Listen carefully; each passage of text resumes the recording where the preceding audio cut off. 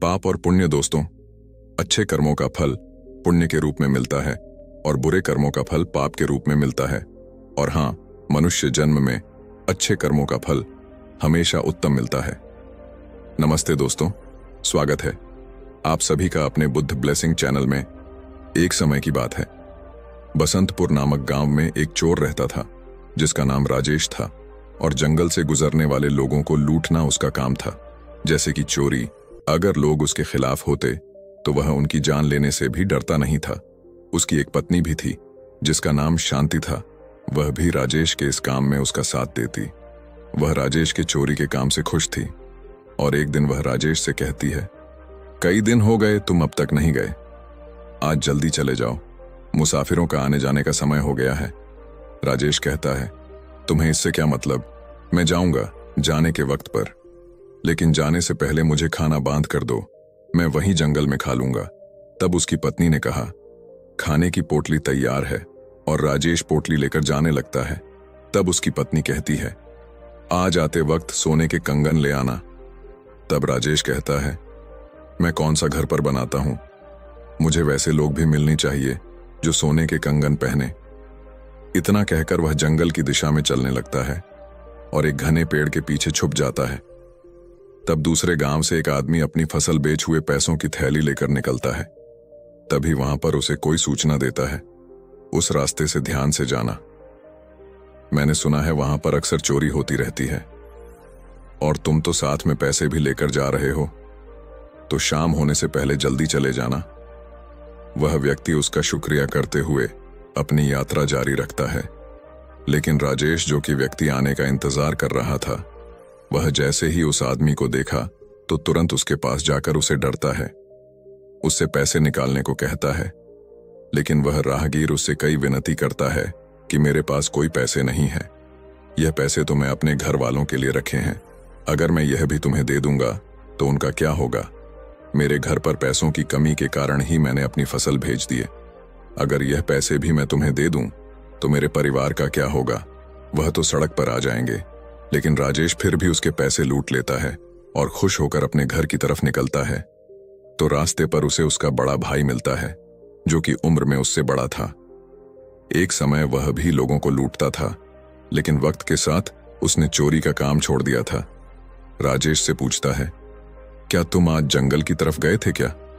तो राजेश अपने बड़े भाई से बड़े गर्व से कहता है, हाँ भैया, मैं आज बहुत ही बड़ा हाथ मारा है, और कहता है, आप भी क्यों नहीं आते, दोनों भाई मिलकर लोगों को लूटेंगे तो पैसा ही पैसा होगा। लेकिन बड़े भाई ने साफ इनकार करते और कहते हैं, तुम्हें लोगों को ऐसे परेशान नहीं करना चाहिए, जिस आदमी को तुमने लुटा है उसके परिवार क्या होगा, और तुम्हारे पास जितने पैसे हैं उसमें से तुम अच्छी जमीन खेत लेकर एक अच्छी जिंदगी जी सकते हो। लेकिन राजेश अपने बड़े भाई से कहता है, जब तुमने यह सब करके कमा लिया तो मैं क्यों नहीं, और आप मुझे ज्ञान दे रहे हो। इतना कहकर वह घर के अंदर चले जाता है। तब उसकी पत्नी उससे पूछता है, क्या कह रहे थे तुम्हारे भाई, तुमसे पैसे तो नहीं मांग रहे थे? तब राजेश सारी बातें अपनी पत्नी को बता देता है। शांति ने कहा, कोई जरूरत नहीं है, उनकी बात सुनने की, खुद कमाकर दूसरे को ज्ञान देने चले हैं। राजेश उस दिन अपने परिवार के साथ बहुत ही खुशी से समय बीतता है और कुछ दिनों बाद वापस अपने काम पर निकलता है। तो तब वह देखता है कि रास्ते पर सैनिक का पहरा है। तभी वह छुपकर दूसरे रास्ते पर जाकर लोगों के इंतजार में छुप जाता है। कुछ समय बाद ही 3 लोग वहां से आ रहे थे और काफी सोना भी उन्होंने पहना हुआ था, शायद किसी शादी से आ रहे थे। तभी राजेश उनको रुकाता है और उन्हें डराने लगता है, उनसे पैसों की मांग रखता है।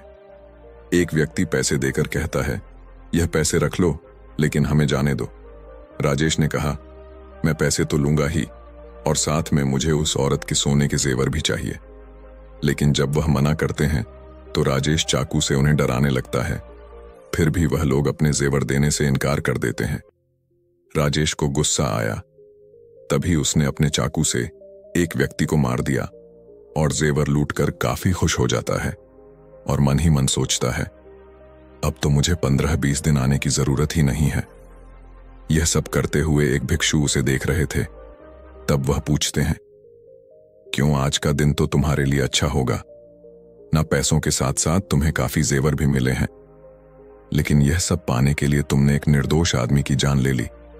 तब राजेश कहता है, तुम अपना काम करो, मेरे मामलों में दखलंदाजी मत करो, और वैसे भी तुम्हें इससे क्या लेना देना, तुम कौन हो? तब भिक्षु कहते हैं, मैं तो कोई नहीं हूं, लेकिन तुम ये बता सकते हो कि तुम लोगों को क्यों लूटते हो, क्यों अनजान व्यक्ति को मारते हो? तब राजेश करता है, मैं यह क्यों करता हूं? मैं चाहता हूं कि मेरे बच्चे, मेरी पत्नी आराम से रह सके, हमें कभी भी पैसों की कोई कमी ना हो, मेरी पत्नी, मेरे बच्चे हमेशा खुश रह सके, इसलिए मैं सब करता हूं। भिक्षु उससे पूछते हैं, क्या यह सब तुमने अपने परिवार के लिए किया? क्या तुम उनसे इतना प्यार करते हो? राजेश ने कहा, बिल्कुल, मैं अपने जीवन में जो कुछ भी करता हूं उनके लिए ही करता हूं। मेरी पत्नी शांति मुझसे कई दिनों से कह रही थी कि सोने के कंगन लाऊं। आज वह यह जेवर देखकर बहुत खुश हो जाएगी। क्या सच में तुम्हें उनको खुश करने के लिए इतने पाप करने पड़ते हैं? हर पाप की एक सजा होती है और तुम्हें भी इसका भुगतान करना पड़ेगा। राजेश ने कहा, मैं ये सब कुछ नहीं मानता, पाप और पुण्य कुछ नहीं होता, सब बेकार की बातें हैं।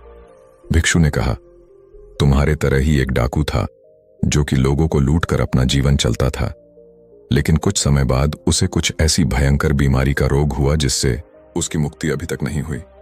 अगर तुम नहीं चाहते तुम्हारे साथ भी कुछ ऐसा हो तो आज से ही यह बुरे काम छोड़कर अच्छी जिंदगी जियो। तब राजेश ने कहा, अगर यह काम मैं छोड़ दूंगा तो मेरे परिवार का क्या होगा? मैं क्या करूंगा? कैसे अपने परिवार की जरूरत है पूरी कर पाऊंगा? और वैसे भी मुझे चोरी के अलावा कोई दूसरा काम भी तो नहीं आता है। भिक्षु ने बड़ी ही सरलता से पूछा, क्या तुम अपनी पत्नी और बच्चों के लिए यह पाप कर रहे हो?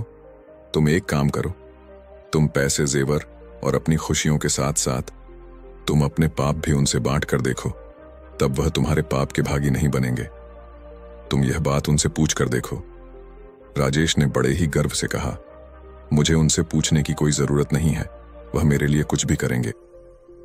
पाप बांटना हो या फिर कुछ, मैं अभी उनसे पूछता हूं। वह जाकर लूट का माल अपने जेवर पत्नी को दे देता है तो पत्नी काफी खुश हो जाती है। तब राजेश उससे पूछता है, तुम्हें भी मेरा काम करना होगा।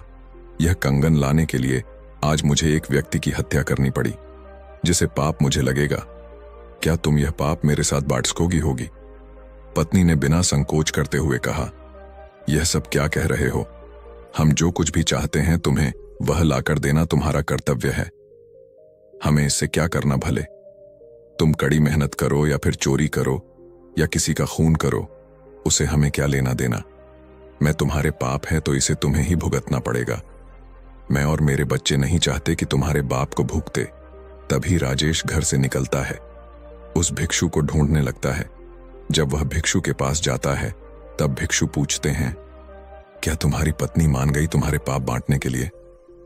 राजेश ने कहा, मैं आपकी बात समझ गया, वह मेरे पाप के भाग्य नहीं बनना चाहते और उन्होंने कहा है कि यह तो मेरा कर्तव्य है, उनके प्रति अब मैं क्या करूं?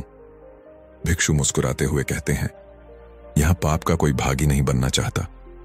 अब तुम एक कम करो, तुम्हारे पास जो चोरी का धन है उसे तुम अच्छे कामों में लगा दो और लोगों का बुरा करना छोड़ दो। इसे तुम्हारे पाप वक्त के साथ पुण्य में बदल जाएंगे और ऐसे ही तुम्हारे पाप कम हो जाएंगे। राजेश ने नम आंखों से भिक्षु का धन्यवाद किया और वहां से चले गया। दोस्तों, जिसने पाप किया है उसे उसका भुगतान भी करना होगा। यहां पर पाप का कोई भागी नहीं है। इस कहानी से यह सीख मिलती है, हर इंसान के अंदर अच्छाई का बीज होता है और जब उसे सही दिशा मिलती है तो वह अच्छाई के मार्ग पर चलने के लिए तत्पर हो जाता है। और दूसरी सीख, यह दुनिया मनुष्य के लिए एक कर्म भूमि है। एक बार की बात है, एक राजा ब्राह्मणों के लिए अपने महल के आंगन में खाना बना रहा था। राजा का रसोइया खुले आंगन में खाना पका रहा था। उसी समय एक चील के पंजे में एक जिंदा सांप को लेकर राजा के महल के ऊपर से गुजर रही थी। तब पंजे में दबे सांप ने अपनी रक्षा में चील से बचने के लिए अपने फन से जहर निकलता है। तब रसोइया जो खाना ब्राह्मणों के लिए बना रहा था उसे खाने में सांप का जहर गिर जाता है। किसी को कुछ पता नहीं चला। फलस्वरूप वह ब्राह्मणों ने भोजन कर लिया। उन सभी की जहरीले खाने की वजह से मौत हो गई। अब राजा को सारे ब्राह्मणों की मृत्यु का पता चला। उसे बहुत दुख हुआ। ऐसे में ऊपर बैठे यमराज के लिए यह फैसला लेना काफी मुश्किल हो गया था कि किस पाप का दंड दिया जाए।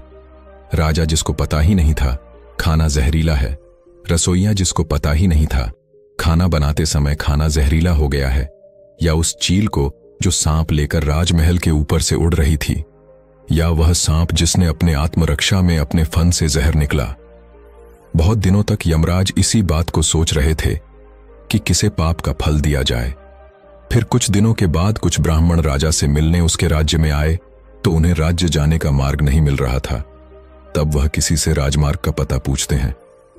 तब एक महिला रास्ता बताते हुए कहती है, उससे सावधान रहना, वह राजा ब्राह्मणों को जहरीले खाने से मार देता है।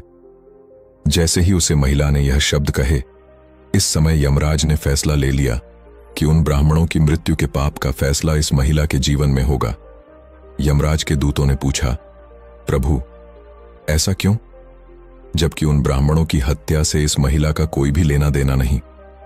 तब यमराज ने कहा, देखो, जब कोई व्यक्ति पाप करता है तब उसे बड़ा आनंद मिलता है, और उन ब्राह्मणों की हत्या से कोई भी खुश नहीं था, न वह चील, न वह साफ, न रसोइया और ना ही राजा।